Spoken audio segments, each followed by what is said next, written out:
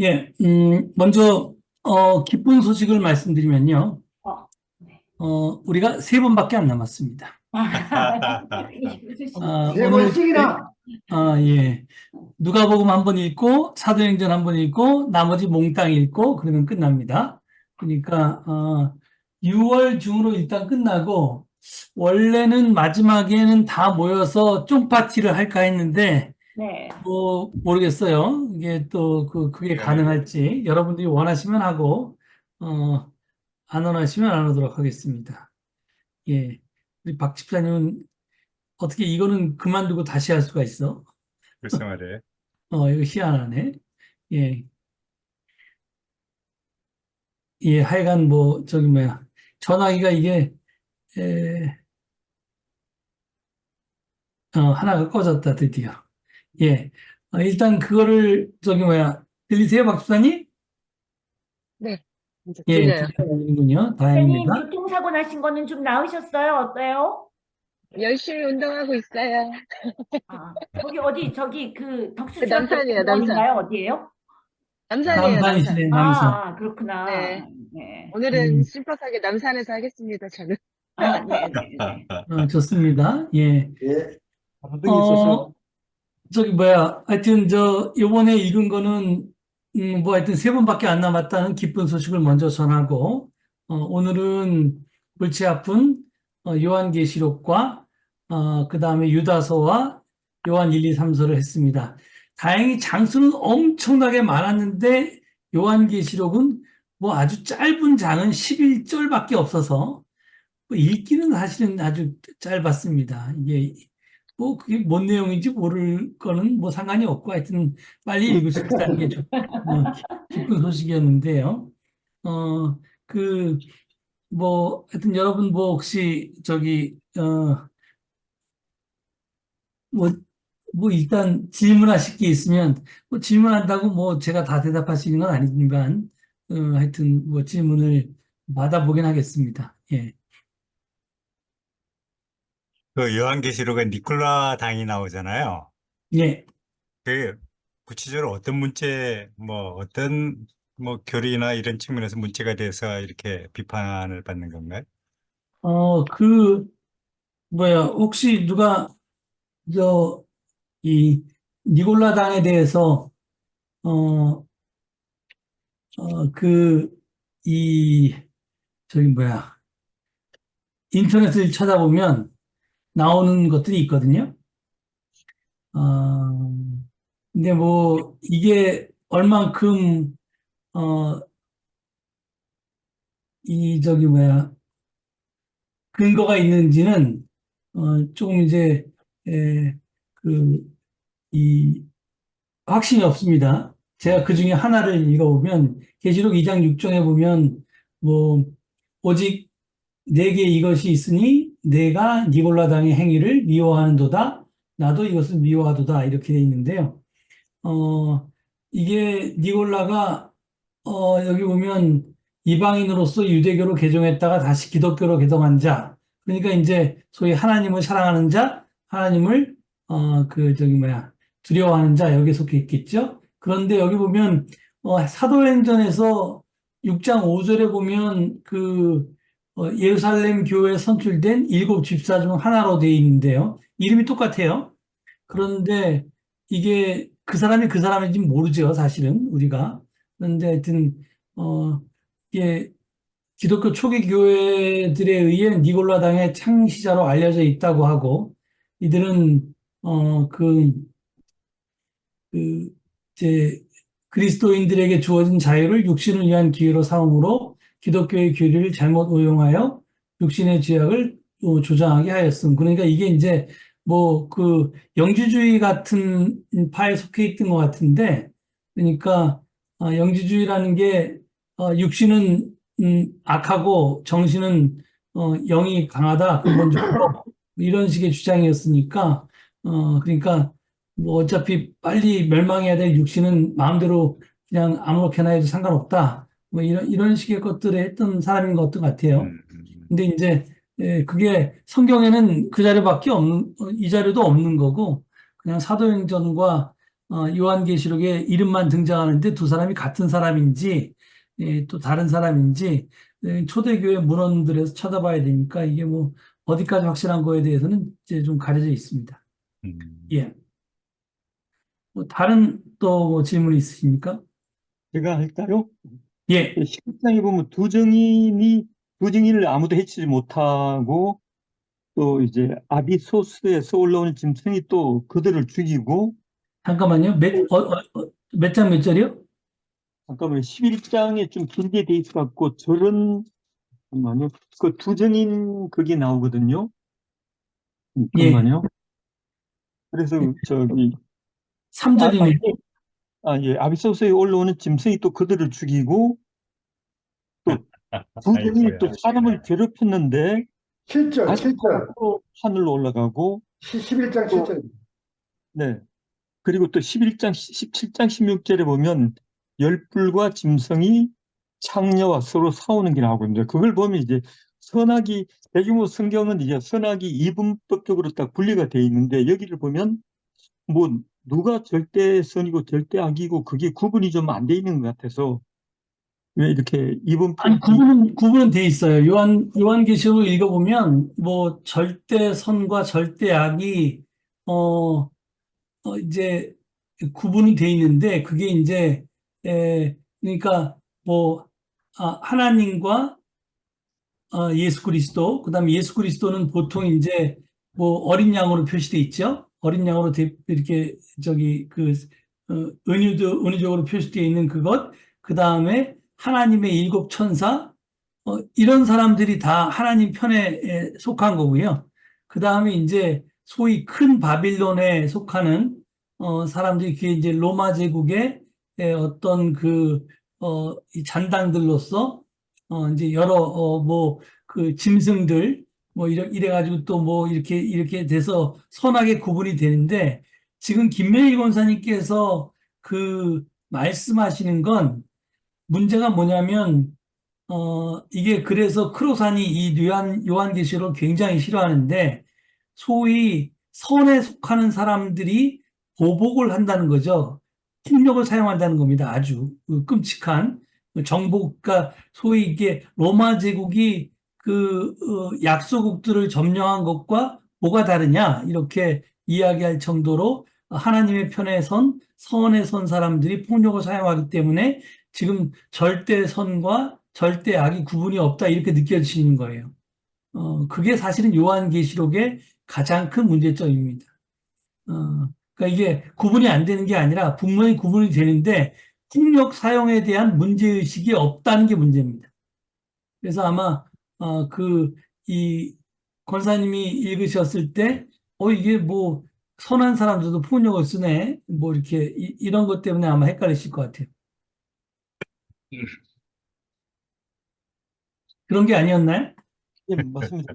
근데 또 이제 열불과 짐승과 창녀는 다 이제 적그리 수도에 속할 텐데 예. 또 그 사람들끼리 그 사람인지 뭔지 하여튼 서로 또 싸우는 걸 보면 뭐 왜 저렇게 그건 뭐 서로의 제국들이 싸우는 걸 수도 있고 뭐 그러니까 지네들끼리 꼭 편드는 건 아니고요.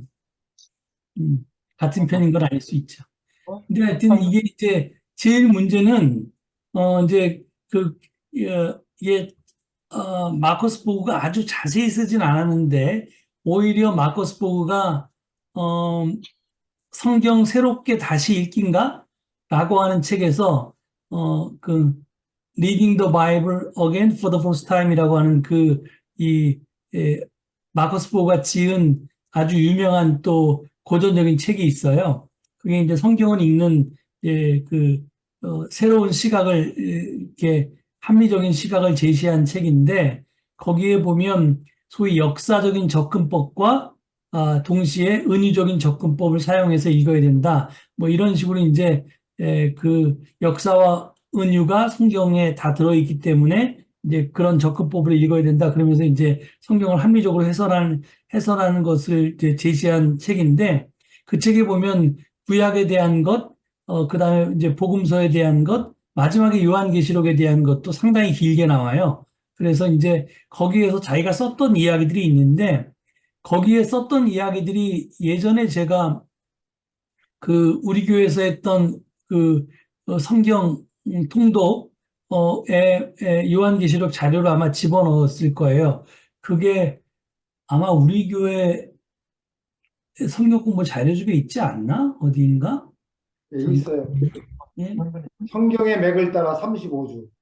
아, 예. 아이고, 우리도 장본사님은 아주 그냥 이 훌륭한 아니, 훌륭한 게 아니고 집에 있길래 제가 찾아봤어요. 예, 성서의 맥에 보면 맨 마지막 35주에 34주입니다.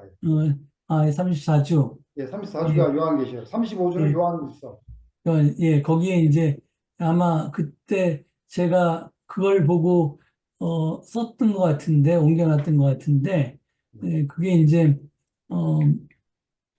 예, 이게 아마 그 요한계시록의 큰 주제, 이 부분이 이제 그 책에서 제가 옮겼던 것 같아요. 그러니까 여러분들이 좀 자세히 알고 싶으면 지금 홈페이지에 가보면 성서학당이라고 하는데 보면 성서학당을 쳐보면 위에 이제 여러 가지가 쭉 있어요.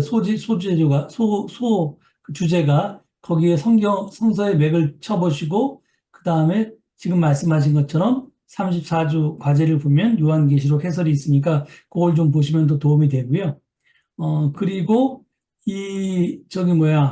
그래서 그것만큼 자세히 지금 여기 쓰지는 않았는데 문제는 뭐 아주 간단하게 두 가지를 대조해 있잖아요. 하나는 이게 정말 뭐 하나님께서 반모섬의 요한에게 보여준 특별한 계시를 그걸 이제 받아 적어서 이렇게 적은 것이다. 그렇기 때문에 이것은 미래에 일어날 일이고 특히 이제 종말에 예수님의 재림 때 일어날 일이고 아직까지도 2000년이 지난 지금까지도 일어나지 않았고 앞으로 일어나게 될 일이다. 이런 시각으로 요한계시록을 바라보는 게 하나 있고 근데 이제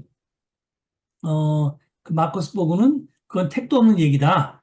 이건 이제 그게 아니라 미래를 내다보면서 쓴 글이 아니라 지금 현재를 이렇게 비유해서 쓴 것이다. 그래서 그 과거의 바빌론이 예루살렘 성전과 예루살렘을 이렇게 침략해서 무너뜨렸듯이 새 바빌론인 큰 바빌론인 로마가 그런 역사를 반복했으니까 지금 현재 로마 제국에 대한 고발이고 그런 거다라고 이제 이렇게 쓴 게 이제 그 두 가지의 커다란 시각 차이가 있는 거고 뭐 현대 신약 학계에서는 당연히 이 전자가 아니라 후자로 해석합니다. 근데 이제 그렇게 봤을 때 제가 이번에 이제 요한계시록을 다시 읽으면서 중점적으로 봤던 건 이게 그럼 큰 바빌론이 로마고 이 로마에 대한 고발이라면 이거 왜 썼을까? So what? 그래서 어떻다는 거냐 도대체?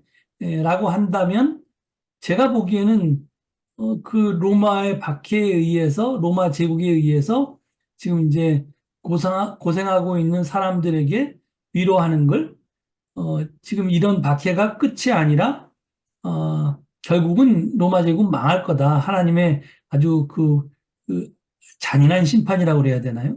약간 이제 그런 게 있을 거다라고 하는 이 문학적인 카타르시스라고 그래야 되나요? 하여튼 현실에서는 일어날 수 없는 그렇지만 상상 속에서라도 그 자기의 박해자들이 그렇게 멸망하는 것에 대한 것을 희망하면서 현실의 어려움들을 견디게 하기 위한 그런 효과가 있었을까? 그 생각밖에 저는 안 들더라고요. 다른 신학적인 의미는 없는 것 같아요. 아무리 읽어봐도. 그러니까 그러니까 묵시문학이라는 게 원래 그냥 그런 어떤 현실에 대한 고발과 그 다음에 그 현실의 불의한 세력에 대한 고발과 그 세력의 멸망에 대한 희망 뭐 이런 것에 그래서 제가 어디 몇 절을 접어놨는데 16장 2절을 보면 그게 요한묵시록의 주제 같은 생각이 딱 들어서 그냥 제가 했어요. 여기 보면 그 16장 12절에 보면 뭐 물론 이게 좀 뜬금없는데 16장 12절이 아니네. 잘못 적었네.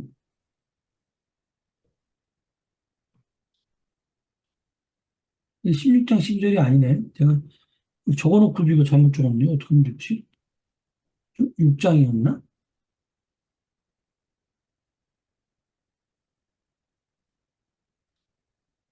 음, 하여간 이게 제가 이게 장절을 잘못 적었는데요. 하여간 참고 기다려라, 인내하라. 이런 규절이에요. 그러니까, 이게, 그게 요한묵시록이 지금 우리에게 던져주는 뭐, 그 메시지가 아니었나 해서, 이게 좀 중간에 숨겨져 있지만, 이게 이 요한묵시록을 계시록을 쓴 주제가 아닐까? 그래서 이렇게 적었는데, 그거 외에는, 뭐, 이게 정말, 뭐랄까, 이 기독교에 준 그, 뭐야, 이점은 요만큼밖에 없고요.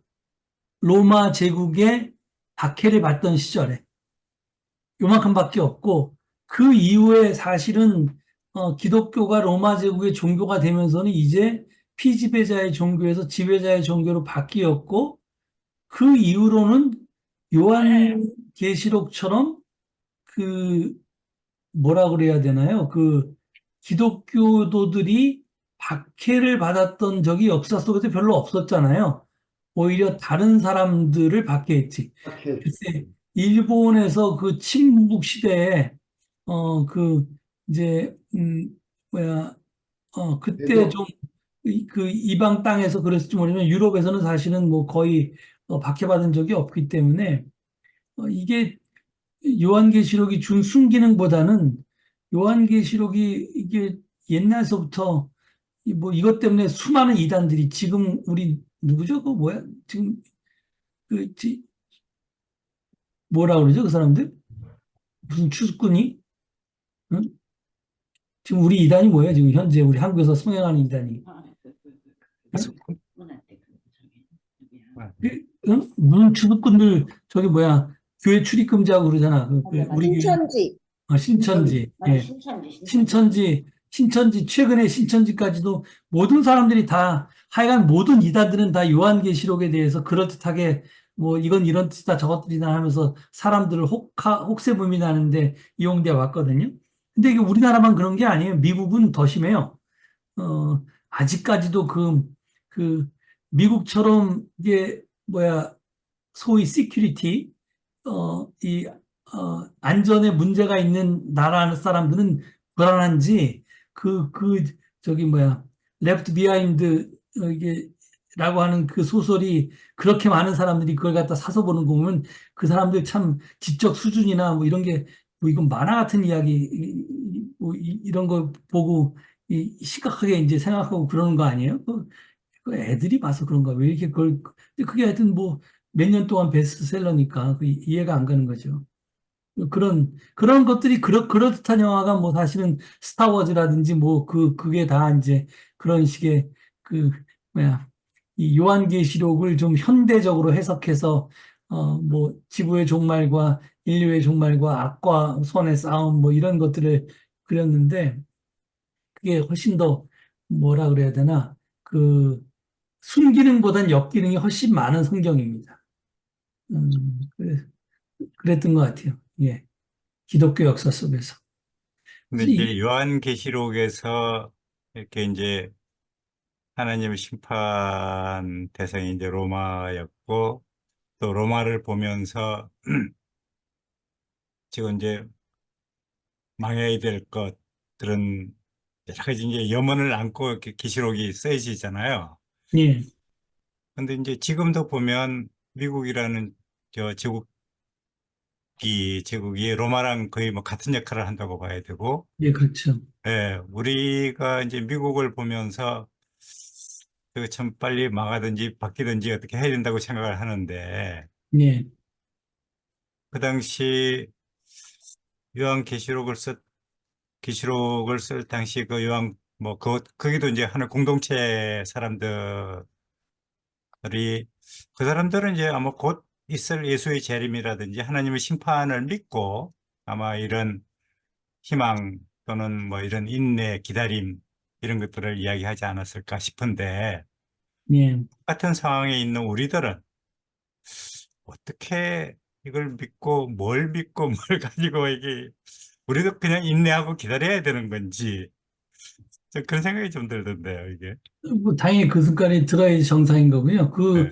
그러니까 이제 마커스 보그나 크로산이 계속해서 이야기하는 건 이제 예, 그 사람들이 이 초점 맞춘 건 둘 다 미국인이었으니까 뭐 마커스 보그는 이민자의 2세니까 미국에서 태어나서부터 이제 자랐으니까 이민 2세로서 또는 3세로서 미국인의 정체성으로 살았는데 좀 진보적인 지식인이었기 때문에 미제국주의의 위험성에 대해서 이제 고민했던 사람이고 그 다음에 이제 잔 도미닉 크로사는 원래 출신이 청소년 시절까지는 아일랜드에서 자랐고 아일랜드는 잉글랜드의 이제 식민 경험을 했기 때문에 아주 철저한 이제 반제국주의적인 생각을 가진 사람인데 이제 결국은 미국에 와서 미국 시민이 되면서 자기의 제2의 조국인 미국이 또 영국처럼 그런 짓을 하니까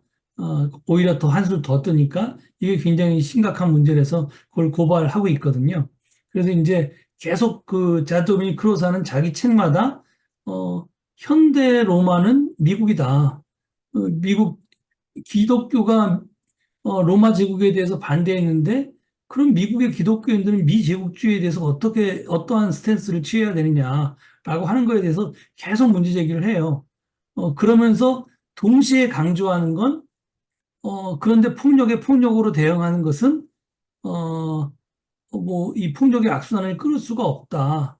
그러니까 이제 911처럼 미국의 폭력에 대해서 대응 폭력으로 그 사람들이 이제 그런 방법을 썼는데 결국은 그게 이제 더 중동에 대해서 미국이 적극적으로 그냥 응징하는 듯한 전 국민적인 어떤 그 후원을 가지고 해서 정말 그 대량 살상 무기가 없는데도 불구하고 이라크 쳐들어가서 다 박멸을 시켜놓고 아프가니스탄도 마찬가지고 하여간 말도 안 되는 짓을 벌이고 있잖아요. 그러니까 그런 거 가지고는 사실은 이제 이스라엘이 그 팔레스타인 문제도 그런 식으로 해도 해결이 안 되고 하니까 폭력을 안 사용하면서 그걸 끝내는 방법에 대해서 이제 계속해서 찾는 거죠. 그러면서 그게 어, 이제 폭력적인 이제 그 맞대응이 아니라 비폭력적인 저항을 해야 된다라는 걸 주장하는데 이 시민 불복종 운동이라는 게 그래서 미국 사람들은 옛날에 성공한 경험들이 좀 있거든요. 뭐 저 납세 거부 운동 같은 거 해가지고 뭐 이렇게 근데 이 연방이 좀 커지기 전이었죠. 근데 연방이 완전히 지금처럼 형성된 다음에는 사실은 그런 게 잘 안 통하는데 그래도 끝까지 그 민주주의에 대한 희망과 뭐 이렇게 이런 걸 놓지 않고 하는데 사실은 점점 세상 사람들이 극우화돼 나가는 건 자기네들끼리 잘 먹고 잘 살겠다고 지금 이제 그래서 그런 거 아니에요? 근데 지금 세계적으로는 민주주의가 진보하는 게 아니라 오히려 각 나라마다 예, 극우가 집권을 하고 그래서 정책은 후퇴하고 하는 걸 보면 참 깝깝한 일이죠. 이 깝깝한 일에 대해서 또 테러를 할 수도 없고 이게 참 그냥 그냥 그냥 하여튼 어떡하겠어요. 예, 참고 인내해야죠. 속은 시원하지 않지만 그래도 하여간 그래도 우리나라가 내가 정말 이게 우리나라가 이게 어떤 세계에 희망을 줄 수 있을 것 같은데 이놈의 저기 윤석열이 너무 나라를 망쳐놔서 이게 좀 이게 회복 불가능하지 않을까. 또 국민들의 힘으로 윤석열을 뭐 끌어내리거나 최악의 경우 끌어내지 못하더라도 나중에 뭐 법적으로 처벌받게 하거나 하는 응징을 하면 또 새로운 또 모범이 될 수가 있죠. 예. 그러니까 이제 당연히 그래야 되는데, 이제 저는 뭐 그거는 반드시 될 거라고 생각하는데, 예. 탄핵이 되거나 아니면 뭐 개헌이 돼서 한 1년 정도 임기를 줄이고 내려와서 감옥에 가거나 뭐 이런 일들은 이제 일어날 것 같은데, 그 사이에 한미일 삼각 안보 체제가 확립이 돼서 이게 다시 신냉전 시대로 가고, 뭐 그런 이제 여러 가지 것들이 우리의 새로운 민주정부가 들어서도 그런 어떤 거대한 힘 속에서 이렇게 아무런 힘을 발휘하지 못하는 그런 세대가 올까 봐 지금 걱정인 거죠. 뭐 일본이 하는 거 보면 좀 이게 이제 법적으로 지금 너무 이게 이 자유대가 유사시에 아무 때나 한국에 지금 진입해서 자기 마음대로 이렇게 할 수 있는 그런 것들을 법적으로 확보해 놓으면 이제 우리가 뭐 방법이 없잖아요. 그렇게 안 지금 되도록 자꾸 이제 국민들의 의식도 높아져야 되고, 또 그런 걸 바탕으로 해서 뭐 정치하는 사람들한테 자꾸 압력을 행사해서 정치하는 사람들이 깨닫고 법적으로 그런 걸 또 다시 할 수 있도록 계속 영향력을 행사해야죠. 네. 아니 그래서 그게 하루아침에 되지는 않겠습니다. 몰라서 당하는 게 아니라 이제 아는데도 당하니까 더 아주 그냥 속상하고 미치겠는 거죠. 예, 지금 예, 맞습니다. 그게 지금 예 그렇습니다. 예. 근데 저는 이거 지금 읽으면서 이런 예. 생각이 들었는데, 아니, 당시 서기 한 100년쯤 전인데, 1세기인데, 그때 교회 다녔던 사람들은 굉장히 똑똑했나? 굉장히 머리가 좋았나? 아니, 이렇게 어렵게 글을 쓴 거를, 이거를 다 읽고 이해하고 또 글 자체도 굉장히 몰랐죠. 어렵고, 그건 그런데 이거 듣고 이해하고 이걸 대해서 같이 했다는 게 참 어떤 때 좀 믿기지가 않아요. 아니, 그러니까 예를 들어서 정감록 같은 걸 읽고, 우리 구한말 사람들은 이게 이제 자기네들 얘기라고 생각했으니까 그냥 이제 직접적인 표현이 아니라 간접적인 표현으로 이게 어떤 카타르시스를 느끼고 그랬을 텐데, 그런 면에서 그냥 읽었겠죠. 저는 이제 그걸 그게 자기 이야기로 받아들인 사람들은. 근데 이제 요게 조금만 넘어가면, 아마 이해하지 못했을 거예요. 그러니까 이게 사실 요한계시록을 성경에 집어넣어야 되느냐 마느냐에 대해서 상당히 종교개혁 시대까지도 갈등이 있었다가 결국은 집어넣었는데 집어넣었던 이유가 이건 뭐 몰라서 그런 거 아니겠어요? 응? 예. 제대로 몰라서? 아니면 제대로 알고도 집어넣었을까? 하여튼 이게 어, 왜냐하면 이게 너무 추상적이고 비유가 너무 많으니까, 예를 들면 이게 코에 걸면 코걸이고 귀에 걸면 귀걸이잖아요. 여러 가지 오용되거나 악용될 소지도 많고, 사실 일반적인 사람은 이걸 들어도 무슨 내용인지 모르고, 누가 와서 진짜 예를 들면 지금처럼 목사님이라든가 아니면 유명한 신학자인 크로산 박사라든가 이런 분들이 해설을 해주고 설명을 해주고 그래도 좀 감을 잡지, 그냥 읽어가지고 이게 도대체 무슨 소리인지, 저는 사실 이번에 성역 공부하면서 이 해설서를 보고 좀 읽으니까 대충 감은 왔는데, 제가 태어나가지고 교회 30년 여전 다니면서 요한계시록을 옛날에 딱 한 번 읽었거든요. 근데 그때 읽을 때, 젊었을 때는 이거 무슨 귀 신하라 까먹는 소리 하고서는 한 번 읽고 그 뒤로 한 번도 요한계시록 읽어본 적이 없어요. 근데 하물며 뭐 제가 머리가 나빠서 그런지 몰라도 그 옛날 사람들이 이거 가지고 이걸 이거 무슨 내용인지 알고 그래서 참 이해가 안 가는 거예요. 예, 어떻게 아니 그러니까 뭐 하여튼 자기의 적인 이제 뭐야 로마가 망한다는 소리니까 기쁘게 킥킥거리면서 읽었겠죠 뭐. 원장님 뭐 하고 싶으신 얘기가 있으셨던 것 같은데. 아니요, 저는 지금 우리가 미국을 생각하면서 이렇게 좀 막연하고 어떻게 해서든지 뭐 폭력은 아니더라도 저항을 하고 그걸 미국의 뜻대로만 흘러가지 않게 막아 나가야 된다는 이제 생각을 하고 그 방법을 찾아보는 그런 이제 생각을 하는 건데, 그 당시 그러니까 이제 뭐 기원 1세기 정도 되는 그 시점에서 로마를 보면서 이 사람들이 느꼈던 어떤 그 감정 뭐 이런 부분들이 우리 못지않게 아마 절박했을 거라고 저는 생각이 들거든요. 그래서 그 절박했던 사람들이 이제 아마 예수님의 재림 또는 하나님의 심판을 간절히 바랬던 것이 아닐까. 근데 그것이 비유적으로 또 문학적으로 나타났던 부분이 이제 요한계시록이 아니었을까 하는 생각 좀 들고, 뭐, 그 당시 우리가 그냥, 아, 로마 공동체를, 로마란다. 로마를 보면서 기독교 공동체가 갖고 있던 그 많은 어려움, 그걸로 끝나는 게 아니고, 그게 지금 우리한테도 그대로 이어져 있구나. 그런 생각들 많이 들어요. 예, 거기에 이어서 말이죠.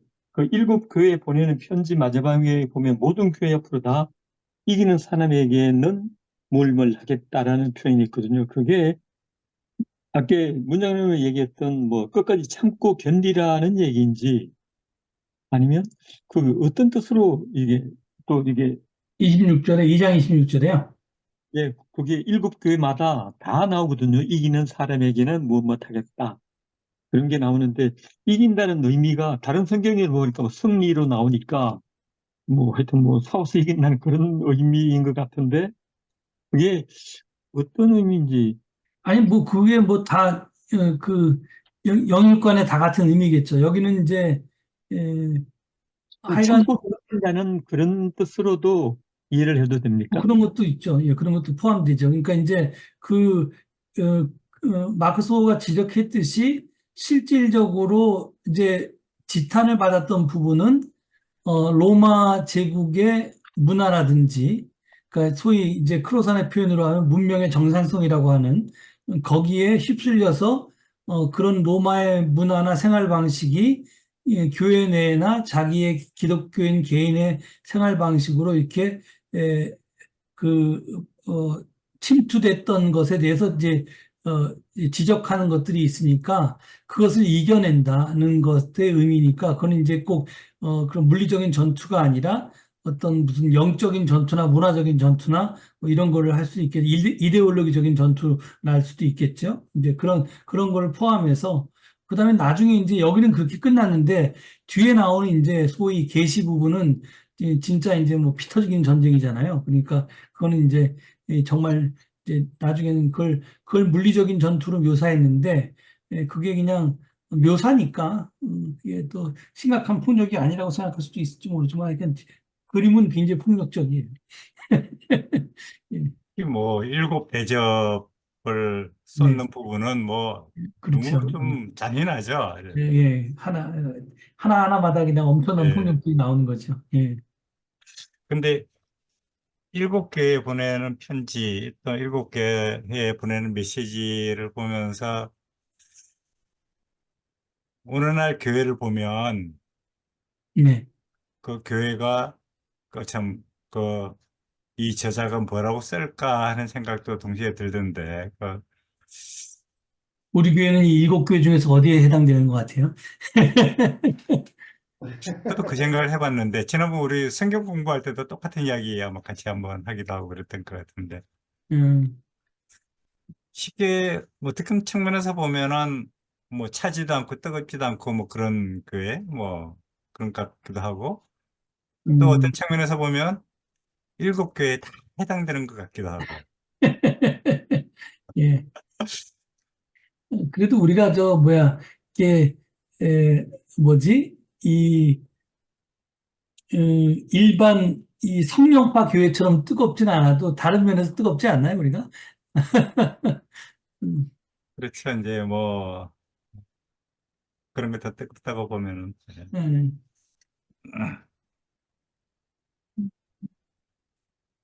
하여튼, 이, 뭐, 그렇습니다. 예. 하여튼 요한계시록은, 그래서 이게 하여튼 마지막까지, 그, 개혁시대까지도 문제가 됐던 거고요. 마지막에 이제 제일 유명한 문건이 이제 이, 이 마라나타, 이 부분인데, 예. 음, 이것이 이제 예수여 오라는 그 예. 재림에 대한 어떤 간절한 희망, 아마 이것 때문에 성경에 들어가지 않았을까 하는 생각이 들어요. 이 마지막 규절이 모든 기독교에 사실은 그 희망이니까. 음, 도와주시옵소서, 주님. 예, 그리고 이제 뭐 그 중간에 있던 아주 폭력적인 부분은 굉장히 끔찍하지만 이 21장서부터 펼쳐지는 또 이 새하늘 새 땅은 어 사실은 성경의 기본적인 생각 우리가 내세에 대한 게 아니라 사실은 그 천상의 세계가 지상으로 내려와서 이 세상을 하나님 나라 만드는 것과 아주 중요하게 상통하거든요. 요한계시록의 딱 문제는 하나님의 폭력의 문제예요. 보복의 문제. 이거를 어떻게 해야 되느냐. 근데 이게 참 고민일 것 같아요. 실질적으로, 예를 들어서, 뭐, 이, 그, 어, 버네포 목사님 같은 경우에도 결국은 이제 히틀러 암살 사건에 가담했으니까 이게 비폭력적인 저항을 한 건 아니거든요. 엄격한 의미에서. 어, 그런데 그 부분에 대해서 굉장히 이제 뭐 우리가 잘 아는 것처럼 미친 운전사가 광장에서 버스를 몰면서 사람들을 이렇게 치어 죽이고 있으면 끄집어 내려야 되는 거 아니냐라는 게 이제 더 중요한 거예요. 그 끄집어 내리기 위해서 사용하는 폭력이 이게 문제가 되느냐, 그러니까 폭력이 어디까지 허용되느냐라고 하는 부분에 대해서 이 크로사는 너무 병적으로 아주 모든 폭력을 다 죄악시하는 것처럼 이렇게 써요. 그래서 좀, 그거를 그렇게 하면 실질적으로, 혁명이라는 게 가능한가? 라고 하는 문제가 있기 때문에, 조금 이제 좀 그렇긴 한데, 우리가, 그, 그 폭력을, 어디까지 허용할 수 있냐라는 문제에 대해서는 좀 고민을 해봐야 될 것 같아요.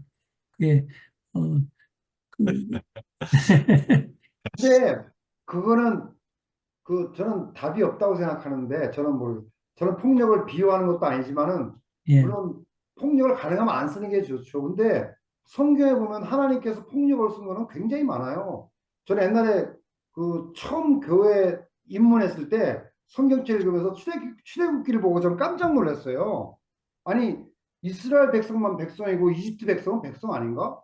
근데 이스라엘 백성은 다 건너가고 이집트 그 수많은 그 사람들은 다 물에다 그냥 수장을 시켰잖아요. 그건 음, 하나님의 폭력 아닙니까?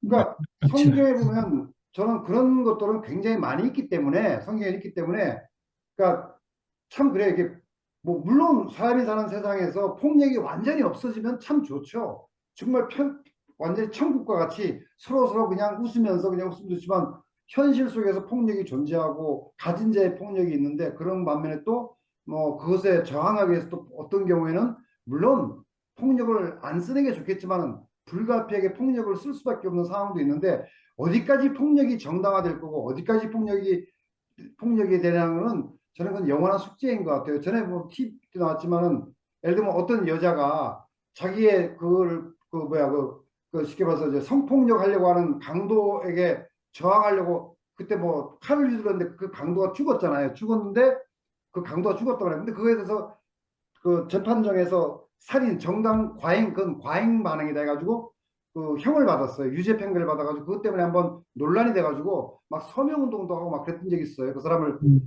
무죄다 석방시키려 했는데 그런 부분에서는 본인이 그런 불가피한 상황에서 뭐 그 사람을 죽이려고 했던 게 아니고 자기가 살기 위해서 어쩔 수 없이 폭력을 행사한 건데 그런 것까지 우리가 뭐 이건 폭력이니까 무조건 안 된다라고 하는 잣대를 들이대는 거는 저는 그런 것 같고 하나님께서도 성경에 보면 하나님께서 폭력을 쓰셨는데 그것도 엄밀히 보면 폭력인데 폭력은 폭력이잖아요. 그러니까 그런 부분은 저는 그냥 절대적인 차원에서 절대로 폭력을 안 된다라고 하는 거는 그거는 현실 세계에서는 그 말이 안 되는 것 같고 어디까지 우리가 폭력을 쓸 수가 있냐는 문제는 저는 그건 답이 없다고 생각해요.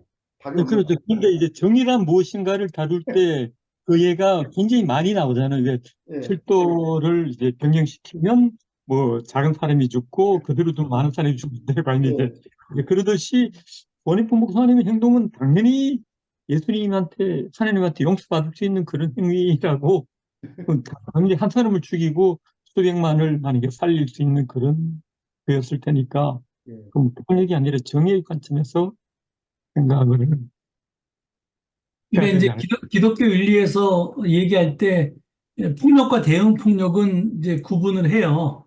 그러니까 이제 지금 아까 얘기하신 성폭력 당할 때의 그 여성이 취한 폭력은 이제 사실은 대응 폭력이죠. 그래서 그 대응 폭력을 이게 원래 있는 폭력과 같은 잣대로 놓아서 보면 안 된다라고 이야기하는 거고, 뭐 정의의 관점에서 버네포 목사의 행동도 그렇게 봐야 되는 거죠. 이제 그러니까 이제 에, 저기 뭐야. 그러니까 이제 그게 뭐 끝없는 거고, 어, 이 이제 하여튼 뭐 이 폭력으로 대항하는 것이 결국은 아무리 해도 그 폭력의 악순환을 끊게 하는 거는 참 불가능하다는 게 문제예요. 그게. 그러니까 이제 어, 이스라엘이나 팔레스타인이나 똑같이 그렇게 폭력을 하면 그 후손들은 계속해서 당한 것만 생각할 텐데 지난번에 그 드론이 와서 죽였나요? 그 예, 저기 팔레스타인 드론이 와서 예. 그러니까 그러니까 이스라엘 사람들은 얼마나 뭐 민간인들이 무장도 안 하고 있는데 와서 파티장에서 이렇게 수많은 사람들이 죽으면 그거 어, 정치인 입장에서는 뭐 보복을 안 한다 그러면 더 뭐 자기 정권을 유지를 못할 것 같으니까 그걸 하겠다고 들 수밖에 없을 텐데 그 적당히 하고 끝내야 되는데 아주 뿌리를 뽑겠다고 그래가지고 또 그냥 이제 정말 벼랑 끝으로 몰아내는 게 너무 문제인데 하여튼 그게 참 어려운 문제인 것 같아요. 예, 맞아요. 하여튼 정답이 아무리 없어요. 논의해봤자 이제 답이 안 나오니까 하여튼 지금은 요한계시록은 미래를 예측한 문서가 아니라 현실에 대한 고발이고 그 다음에 그 현실 속에서 고통받는 사람들에게 위로와 희망과 인내와 뭐 기다림의 이런 어떤 걸 주기 위해서 한 거다. 그렇지만 거기에 나오는 폭력은 좀 너무 심하다. 뭐 이 정도로 일단 정리하죠. 예. 그리고 유다서 일단 먼저 얘기하고 요한 1, 2, 3서 얘기해. 예. 유다서 읽어보고 어떠셨어요? 이거야말로 저는 저 무슨 말 하는지 모르겠대. 예, 읽어볼 때마다. 아니, 그 공동체에 예, 그 좀 이상한 사람들이 많이 들어왔나 보죠? 예, 그렇죠. 네, 지금 그래서 그걸 경계하는 그런 굉장히 그 단호하게 당시 그런 게 많이 있었나 봐요. 기독교 공동체 안에 좀 이 공동체를 분열하고 파괴시키려고 하는 그런 사람들이 많이 스며 들어왔나 보죠, 그러니까 실제로. 이게 우리를 얘기하면 예, 신천지 추수꾼들이 지금 교회에 들어온 거에 대해서 예, 경계하는 것 같은 건데 예. 이 편지가 사실은 그 구체적인 상황을 모르니까 음, 우리가 너무 이 편지가 이게 뭐 우리에게 감동을 준다든지 이해가 된다든지 이런 부분이 좀 없어서 너무 추상적으로 그냥 이렇게 어, 예. 발등이 가려운데 이게 구두 위를 긋는 것처럼 좀 이렇게 무슨 얘기하나 싶을 정도로 좀 이렇게 뜬금없는 소리처럼 들렸어요. 어, 근데 유다서 읽으면서 저는 이제 발람이 나오길래 발람을 찾아봤는데 예, 그게 그 발람 민수기에 나오는 발람은 그 하나님의 말을 따라서 이스라엘을 저주를 내리어라는 발락의 요청을 거부하고 음, 축복하고 가잖아요. 예, 근데 왜 발람의 그릇된 길이라고 이렇게 해놨죠? 그러게 말이에요. 그러니까 이게 이제 발람과 발락에 대해서 이 사람이 오해했나? 그런 생각도 좀 들죠. 예, 글쎄 좀 이, 이제 근데 그 뒤에 보니까 앞부분은 이제 축복하고 갔는데 전혀 뜬금없이 31장 민수기 보면 뭐 이 여자들은 발람의 말을 듣고 이스라엘 자손을 깨워 주님을 배신케 하고 뭐 그런 구절이 뜬금없이 나오더라고요. 그래서 가만 있어봐요. 이게 민수기에서 원래 나왔었는데 발람과 발락이 어, 그러니까 이게 원래는 이제 그 사람이 저기 뭐야 이 발락은 모압의 왕이고 왕이고 예, 예, 그다음에 그렇죠. 발람은 제사장이고. 제사장이고. 근데 그 제사장은 바알 신의 제사장이잖아요. 그렇죠? 예. 바알 신의 제사장이겠죠?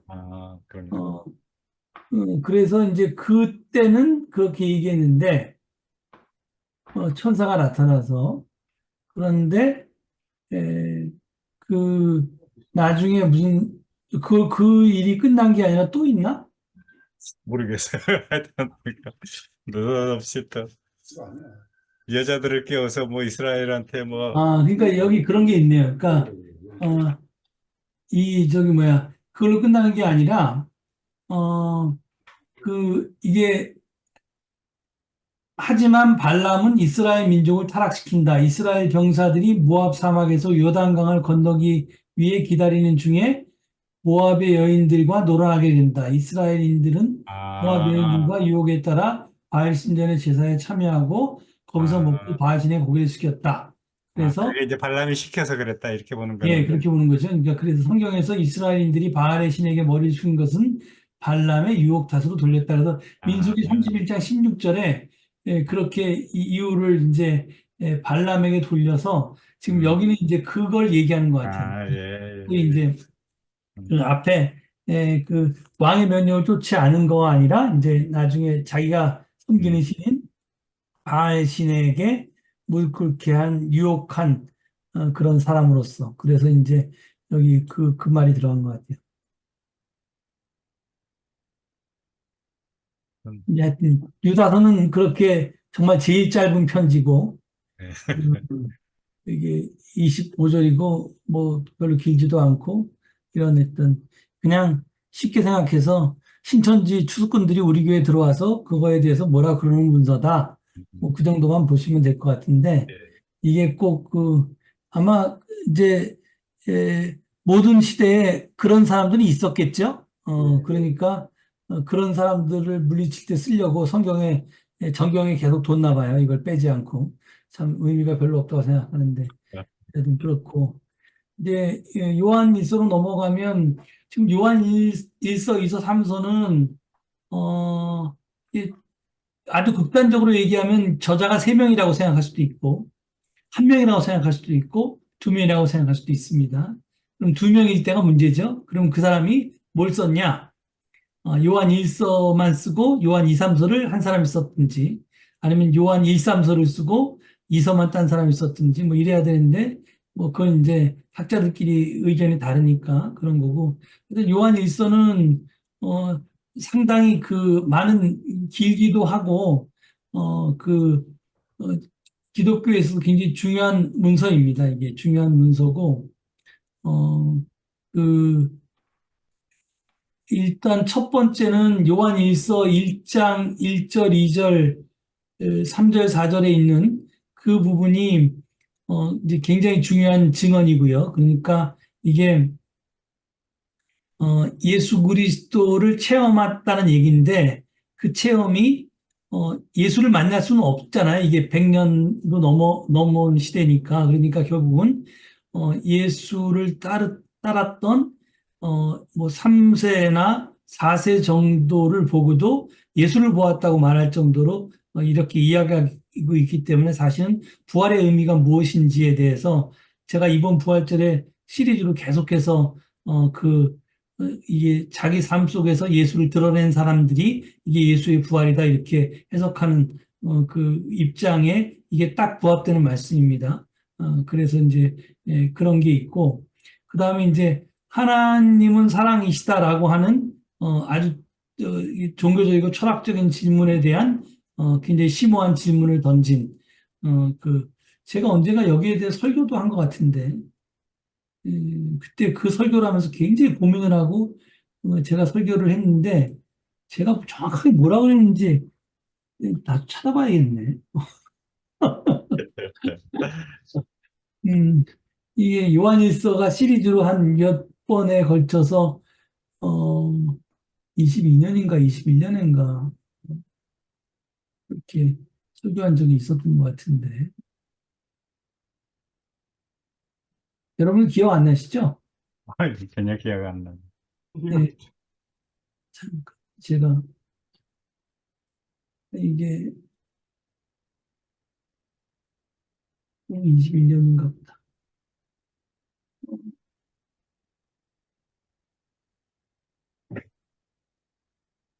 그때 우리가 막 그거 공부할 때였는데, 우리, 뭐, 가짜 하나님 주기인가? 뭐 그거 공부할 때 음, 사실은 음. 이 요한 일서의 말씀과 이래가지고 제가 했던 것 같은데, 못 찾겠네. 갑자기 찾으니까. 음, 하여튼, 제가 나중에 찾으면 링크는 걸어 드릴게요. 이 요한 일서는 사실은 굉장히 중요한 문서예요. 신약에서. 어, 그래서 혹시 뭐 이거 읽으시면서 뭐 생각났던 뭐 있어요? 근데 저는 그 요한일서 읽으면서 예, 뭐 앞부분은 요한복음하고 거의 뭐 똑같은 것 같다는 느낌이 좀 들었고 예, 뒷부분은 이제 적그리스도에 대한 그리스도 대적자에 대한 이야기들이 쭉 나왔던 부분은 뭐 요한일서가 나름대로 갖고 있는 특징이라고 생각은 드는데 대체적으로 뭔가 꼭 그 공장님 같은 이야기만 계속 되는 것 같은 그런 느낌이 좀 많이 들었어요. 뭐 죄 있는 사람은 뭐가 어떻게 되고 뭐 하나님 말씀을 믿으면 어떻게 되고 계속 그 이야기만 반복되는 그런 느낌이 좀 들어서 이게 요한일서가 구체적으로 누구한테 어떤 상황 속에서 쓰여졌는지를 모르면 이 글을 읽고 쉽게 저자의 어떤 이야기에 공감하기는 좀 쉽지 않겠다는 그런 생각이 좀 많이 들었고요. 뒤에 이제 뭐 사랑 이야기 이제 계속 강조하는 부분 이런 부분들은 뭐 요한복음에서도 계속 나왔던 부분이라서 이거는 뭐 그 이전 복음서나 또 다른 글들을 보면서 뭐 이 저자도 같은 이야기를 했던 거 아닌가 하는 그런 생각.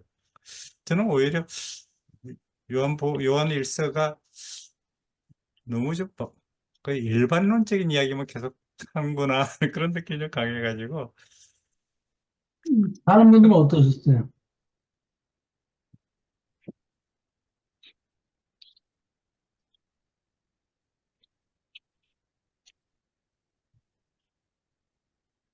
그 구체적으로 어떤 게 그러신 거예요? 그 구절이 공자님 말씀 같은 게? 그러니까 그냥 어, 요한일서 보면 계속 우리 죄를 짓지 마시다. 뭐 죄가 없다고 하면 뭐 어떻게 되고 그런 이야기라든지 예. 그 근데 저는 요한일서는 계속 얘기하는 게 사실은 저기 뭐야 이게 사랑 얘기하는 거 아니야? 사랑. 예. 사랑 이야기는 이제 주로 이제 3장 이후부터 나오고 2장까지는 보면은 이제 그냥 뭐 죄 짓지 말고 하느님 믿으면서 잘 사시니까 계속 믿으십시오. 그런 식의 이야기가 좀 많았던 것 같아요. 뭐, 저 그리스도 이야기도 나오지만.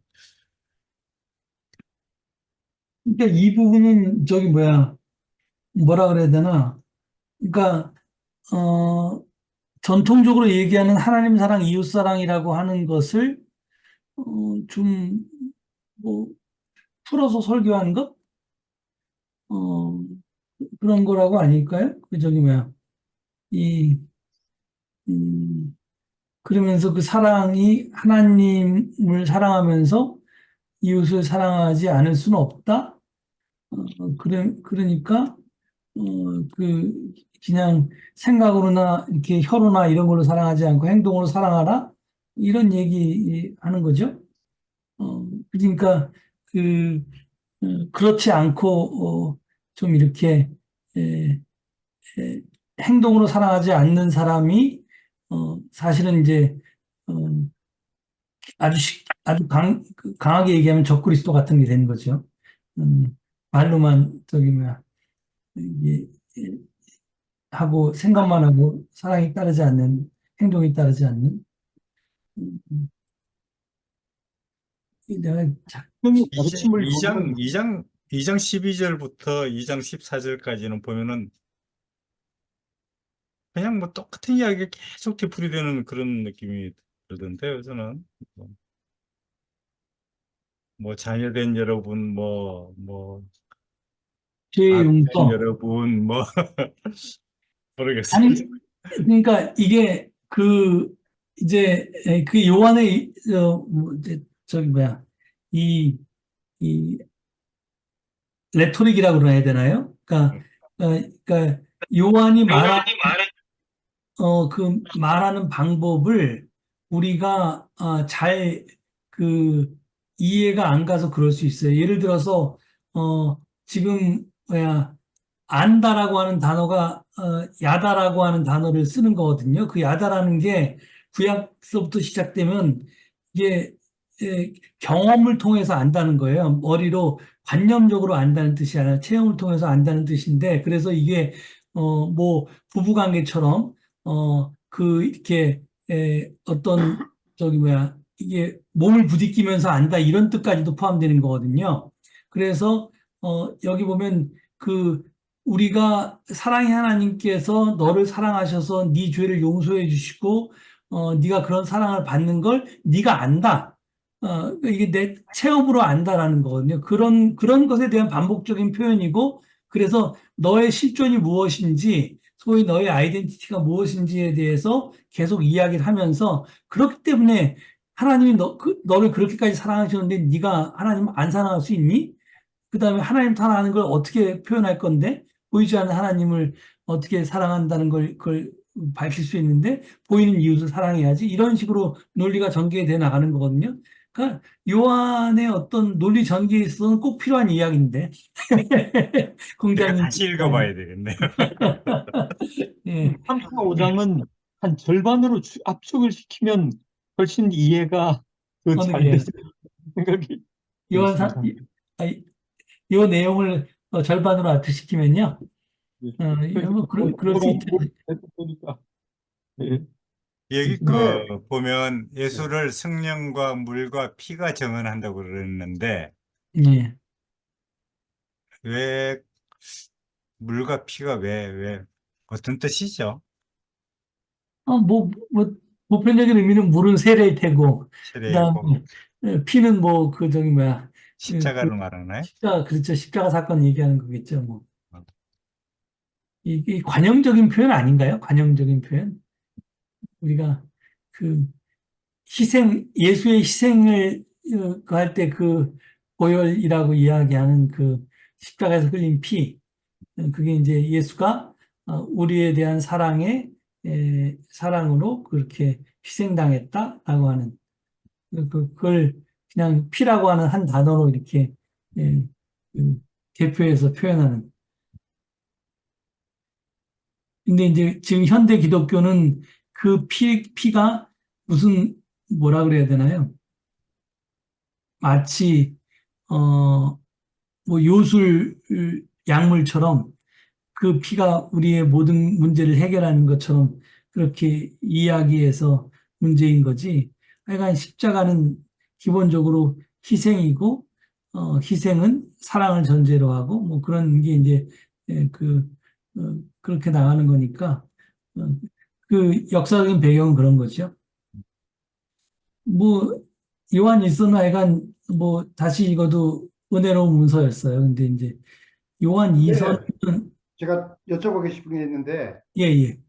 일서였어요. 요한 1서든 요한 2서든 읽어보면 뭐 요한 1서도 그렇게 아까 문장로님 말씀하신 공자님 말씀처럼 쭉 이렇게 뭐 하여튼 훈육과 그 좋은 말들이 계속 반복되어 있는데 핵심적인 건 서로 사랑하라는 거고 사랑이 제일 중요하다는 거고 형제자매를 사랑하라는 건데 문맥적으로 보면은 제 느낌인지 모르겠는데 보면 그 2장 초반에 보면은 이게 느낌이 그러니까 세상에 있는 건 사랑하지 말고 그러니까 이 세상에 있는 것은 어차피 이건 썩어서 없어질 거고 곧 사라질 거다. 그러니까 세상에 관심을 두지 말고 우리 공동체 안에 있는 형제들끼리만 서로 사랑해라. 라고 하는 그런 것으로 계속 주장하는 느낌이 받아요. 그러니까 그 느낌이 좀 있으면 이제 예수님이 오실 테니까 너희는 세상밖에 관심 갖지 말고 세상에 있는 건 다 악하고 좀 있으면 썩어서 없어질 거니까 거기에 신경 쓰지 말고 그런 건 하지 말고 우리 공동체 안에 있는 사람들끼리만 서로 그냥 아끼면서 살아가면서 하라. 뭐 그런 뉘앙스로 받아들여지거든요. 그게 맞습니까? 예, 맞습니다. 아, 맞는데, 그러니까 예. 이제 요한의 문서의 특징은 요한복음보다 예. 요한 1, 2, 3서는 훨씬 더 이너서클에 대한 강한 연대감이 있어요. 그렇지. 요한복음 자체도 그런 면이 있는데, 그게 뭐 강도가 한 50이었다면, 요한 1, 2, 3서는 그 강도가 한 80 이상으로 올라가요. 그래서 이제 소위, 이 내부자들과 외부자들에 대한 분명한 구분이 있고, 그 다음에 내부자들의 이제 그 단결과 사랑 이런 걸 강조하는데, 이거는, 사실은 바울도 마찬가지거든요. 그러니까 이제 그, 뭐라 그래야 되나, 이 바울의 목표는 세상을 하나님 나라 만드는 건데, 그 방법이, 이 사람을, 그러니까 로마의 질서 속에서 그러니까 바울의 딱 표현으로 하면 세상의 풍조를 따라가면서 살던 사람을 소위 개종을 시켜서 이제 로마의 믿음이 아니라 그러니까 이제 힘이 구원이다, 힘이 최고다라고 하는 그 이데올로기서부터 벗어나서 자본주의 우리식으로 얘기하면 돈이 최고다라고 하는 생각에서 벗어나게 해서 이제 하나님이 최고다, 그다음에 뭐 사랑이 최고다, 정의가 최고다 이런 식의 새로운 가치로 무장하게 하는데 그 무장된 사람이 사실은 세상 속에서 살아가니까 세상으로 그냥 혼자 나가면 다시 세상에 물들 수밖에 없는 거예요. 그게 이 세상은 그렇게 다 돌아가고 있기 때문에 그렇기 때문에 교회라고 하는 이너서클 속에서 우리가 계속해서 세상에 물들지 않도록 우리가 여기서 훈련하는 거고 그 대신에 이제 이 교회의 규모를 조금 이렇게 키워간다든지 아니면 우리 교회의 지점을 프랜차이즈를 하나 더 늘려서 옆을 더 넓힌다든지 그런 식으로 해서 이제 그 처음에는 아주 소수였던 이 공동체가 다수가 되거나 마이너리티에서 이제 메이저리티로 바뀌게 되는 그런 세상을 꿈꾸는 거죠.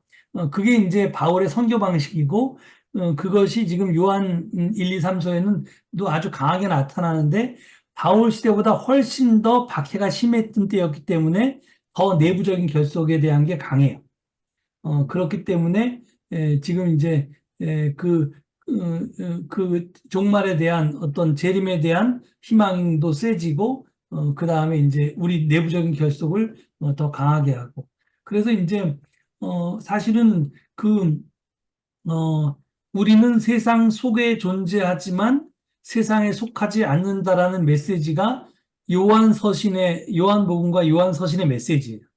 가장 중요한 게 우리는 세상 속에 살아간다. 그렇지만 세상에 속하면 안 된다. 하나님 나라에 속해야 된다라는 거고 그리고 이제 그것의 연장선상으로서 저기 뭐야 여기 보면 이제 이 세상이라고 하는 거예요. 그러니까 요한복음에 보면 하나님이 세상을 이처럼 사랑하사 할 때 그 세상은 창조 세계를 얘기하는 거거든요. 그런데 요한복음에서 this world라고 얘기하는 이 세상은요, 그건 인간이 만든 문명을 뜻해요. 그러니까 그냥 세상이라고 쓸 때는 이제 창조 세계고 이 세상은 문명 세계를 이야기해요. 그러니까 인간의 어떤 그 탐욕이랄까 그 힘이 최고다라고 하는 이데올로기에 의해서 쭉 성장해 왔던 인간은 세상의 풍조 이것이 지배하는 세상. 그러니까 이 세상에 대해서는 배격을 하는 거고 이제 정말 이 교회 내 서클 속에서 하나님 나라를 이루면서 사는 거죠. 그러니까 그게 뭐 잘 보신 거예요. 정확하게. 그러니까 느낌이 그럼 완전히 세상과 등지고 우리끼리만 똘똘 뭉쳐서 그러면 그렇게 살아가는 얘기 아니에요? 지금 여기에는 그럴 수도 있어요. 왜냐하면 네. 박해 시대니까 지금 이제 뭐 우리가 뭐 백악관 앞에서 촛불을 들고 있을 때 월남전 때 그게 이제 세상을 변화시키는 게 목적이 아니라 나라도 변하지 않으려고 한다라는 유명한 예화가 있는데 그것처럼 사실은 이게 수세적인 시대에서는 언제나 이렇게 수도원처럼 우리끼리라도 변치 않고 신념을 꺾지 않고 세상에 타협하지 않고 살아가자라고 하는 것이 세세일 수밖에 없거든요. 이게 이제 이 바퀴가 좀 없어지면 좀 뭉세적으로 세상 속에 나아가서 이제 그 자꾸 프랜차이즈를 늘려나가려고 하는데 그렇지 않은 시대. 그러니까 요한 1, 2, 3, 4가 쓰여진 1세기 시대에는 이제 2세기 초 1세기 말에는 이제 그런 식의 박해 시대였기 때문에 예, 그런 성향이 좀 강하게 나타나는 겁니다. 예. 예.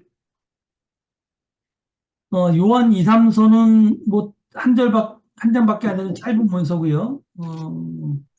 그런데 요한 2서, 요한 3서는 이게 성경에 왜 들어왔어요? 저는 이게 왜 들어왔는지 모르겠는데. 제가 안 집어넣습니다. 지금 보니까 요한 2서가 제일 짧네. 13절. 각 절의 길이도 짧고 이게 제일 짧겠다. 문장로님, 예. 이거 장로가 써서 들어온 거예요. 여기 보면 장로가 썼다고 돼 있잖아요. 문장님 탓이네. 신약 성경 중에 장로가 썼다는 거 이 두 개밖에 없는 것 같은데요? 글쎄요, 모르겠어요. 장로가 써서 들어온 것 같아요. 그러니까 이제 요한 공동체 전통이 이게 이제 우리가 이제 그 사람 이름이 뭐더라? 제가 이게 요즘은 이제 나이가 먹어서 이제 예. 잘 기억하지 못하는 걸 용서해 주시기 바라는데요. 제가 이 이제 여러분들이 일반 신도들이 그런 문서를 읽으면 사실은 굉장히 은혜가 안 되고 이제 뭐랄까 있던 신앙마저 이제 점점 잃게 되는 그런 이제 문서들이 있는데 그게 뭐냐면 그 저자가 원래 성서학을 전공한 학자예요. 보수적인 신학교를 나와서. 그래서 이제 열심히 이제 그 성서의 원전 비평 같은 것들을 이제 중심으로 공부를 하던 사람인데 그 사람이 성경이 어떻게 형성되었나를 봤더니 이게 이제 신약 시대에 수많은 문서들이 있었을 거 아니에요? 그런데 그 문서 중에 어떤 것들은 성경에 들어오고 어떤 것들은 성서에 들어오지 않았어요. 그런데 너무 좋은 문서들 중에서 성경에 들어오지 않은 게 있고, 그 다음에 지금 문장로님 말처럼 이 요한 2서, 요한 3서는 도대체 왜 들어왔지? 요한계시록은 왜 들어왔지? 이런 것처럼 이제 이게 안 들어와도 될 것들은 들어와 있는 것들이 있는데, 그거를 이제 그 배경 역사를 공부해 보니까 결국은 교권 싸움에서 이긴 놈들이 들어온 겁니다. 그래서, 이게, 아주 나쁘게 얘기하면 그런 거예요. 좀 좋게 표현하면 일단 뭐 좀 다른 표현도 있지만, 그래서 이제, 그런 이제 결과들을 보면, 과연 이게 이제 우리가 거룩한 어떤 경전으로서 이것을 다 인정할 필요가 있느냐라고 하는 이제 갈등을 겪게 되고, 그러다가 이제 기독교 신앙마저 그 사람이 잃었어요. 지금은 자기 기독교 신자가 아니라고 얘기해요. 그래서 그분이 이제 성경이 어떻게 형성되었는지에 대한 배경사에 대한 책도 썼고, 뭐 역사적 예수에 대한 책도 썼고, 뭐 굉장히 많은 문서들을 수십 권을 썼는데 그 수십 권들이 특히 그 사람의 아주 그 강점은 이게 신문 기자처럼 굉장히 쉽게 글을 쓴다는 거예요. 학자 출신인데도. 그래서 이제 영향력이 센 글들을 좀 많이 써서 그 책을 읽고 많은 사람들이 기독교에서 멀어진 그런 게 있는데 그래도 그건 이제 굉장히 중요한 참고 자료로 저희가 봐야 됩니다. 그리고 그것을 넘어서야 사진이 참다운 그리스도인이 되는데 그 사람은 그걸 못 넘어섰어요. 근데 뭐 그게 꼭 자기가 교회 테두리 내에 있느냐 없느냐에 따라서 꼭 그 저기 뭐야 뭘 결정하는 건 아니니까 기독교적인 어떤 그 가치관을 가지고 살아간다면 또 다를 수 있으니까 그렇습니다. 그래서 이제 문장로님께 요한 2서와 요한 3서가 왜 성경에 들어가는지에 대해서는 이제 그런 배경도 있다. 그래서 이제 아마 그거보다는 제가 보기에는 마음이 좀 열려 있을 때는 요한 2서나 3서를 봐도 은혜를 받을 수가 있는데 예. 마음이 이제 좀 닫혀 있을 때는 보면 전혀 왜 들어왔지 싶기도 하고 막 그런 거 아닐까 싶어요. 음, 그 이게 너무 짧으니까 사실 내용이 없잖아요. 그렇죠. 그래서 그렇죠. 예, 너무 그냥 근데 이제 너무 이제 우리의 이제 가슴을 때리는 이제 그런 어떤 은혜로운 구절도 없고, 그다음에 이제 그 어떤 역사나 아주 중요한 사건을 반영하는 그런 것도 별로 없고, 이제 그런 생각이 들긴 하는데. 근데 중요한 건 요한 공동체가 굉장히 중요했다라는 거는 알 수 있죠. 이게 이제 예, 요한복음과 요한계시록은 다르고요. 요한 1, 2, 3서는 적어도 같은 공동체 출신, 우리로 얘기하면 뭐 서울제일교회 출신들이 쓴 거예요.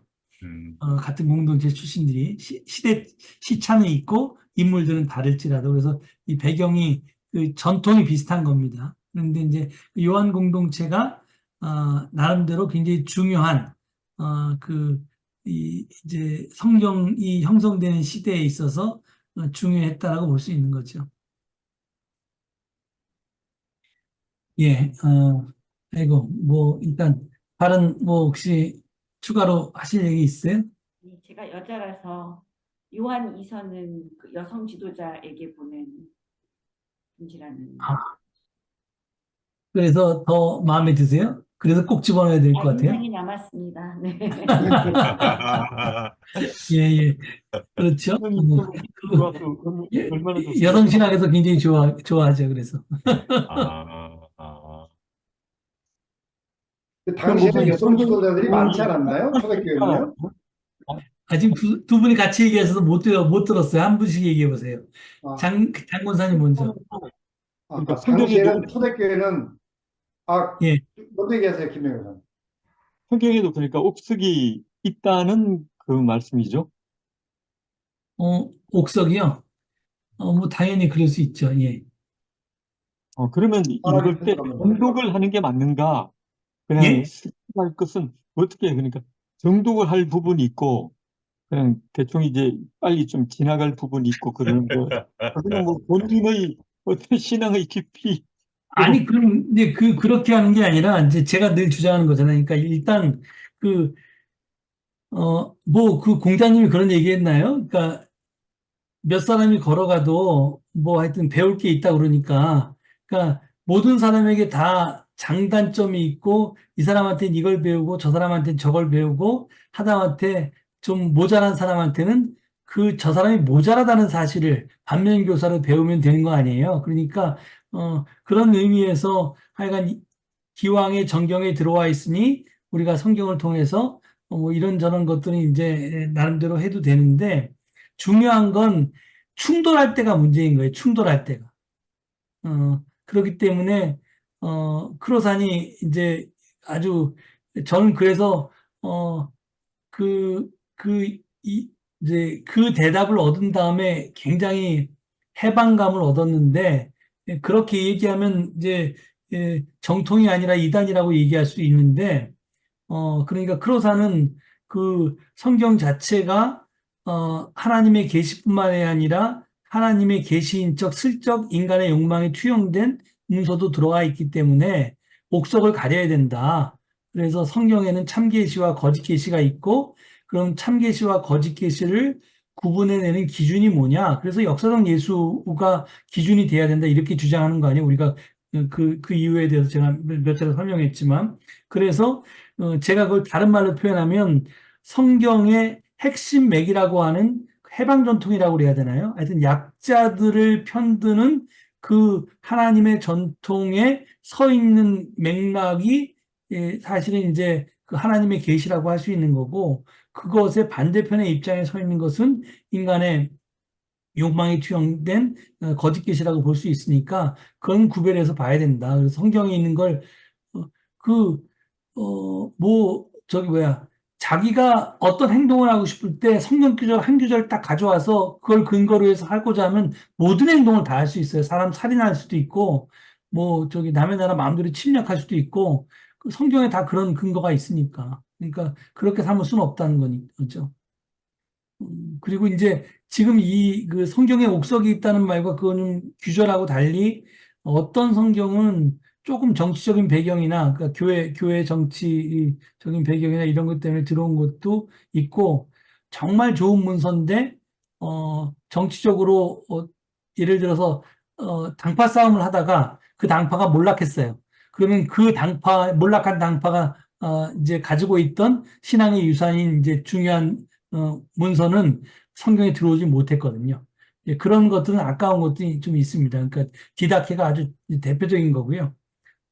도마복음서도 좀 그런 면이 있을 수 있습니다. 그게 사실은 영지주의적인 색깔이 좀 있기 때문에 도마복음서가 굉장히 중요한 문서인데 영지주의가 초대교회에서 이단으로 결국은 이제 정제됐기 때문에 그런 색깔이 좀 요한복음에도 영지주의가 좀 약간 나타나는데 요한복음하고는 비교도 안 되게 도마복음서는 좀 많이 나타나기 때문에 그게 이제 배격이 됐죠, 최종적으로. 근데 그런 것들이 좀 아까운 문서들이 좀 있습니다. 예, 오늘은 뭐 요 정도 하면 좋을 것 같고요. 다음번에는 이제 한꺼번에 읽었으면 좋겠는데 분량이 많은 관계로 다음 주에는 누가복음, 그다음에 그 다음 주에는 사도행전 이렇게 읽으시는데 마커스 보구의 기본적인 입장은 누가복음과 사도행전이 한 권의 책인데 너무 분량이 많아서 두 권으로 나눠놨을 뿐이다 이런 입장이니까 그걸 고려하면서 읽으시면 되겠습니다. 그래서 이제 한 권이라는 생각을 가지고 두 주를 좀 공부하시면 되고요.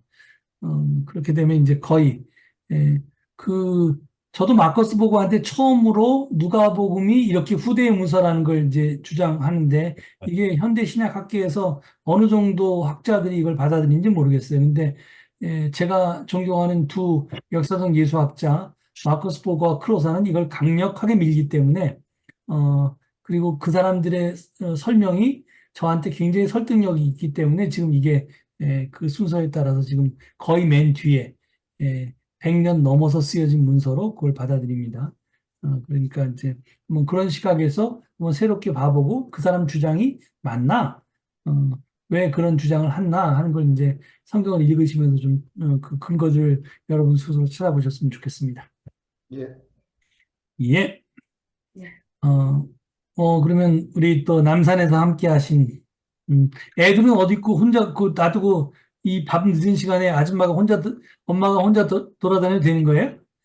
박세현 집사님? 예, 다행입니다. 이제 애들이 다 큰 모양이군요. 그 옆에서 놀아요? 여기 애가 옆에 있는 크시구나. 모양이구나. 예. 예. 그러시구나. 같이 온 모양입니다. 예. 예. 예, 그럼 하여튼 고생하시고, 다음 주에, 누가복음은 뭐 이렇게 앞에 서론이 길지 않아서 제가 빨리 가능하면 뭐 하여튼 드릴 텐데, 그래도 뭐 지금 설교에 대한 생각을 좀 해야 되기 때문에 좀 장담은 못 하겠습니다. 하여튼 그 성경 공부 시작하기 전에는 번역해서 올려놓도록 하겠습니다. 예, 예. 감사합니다. 감사합니다. 네, 수고하셨습니다. 수고하셨습니다. 예, 수고하셨습니다. 예, 안녕히 계십시오. 다음 주에 뵙겠습니다. 네. 예.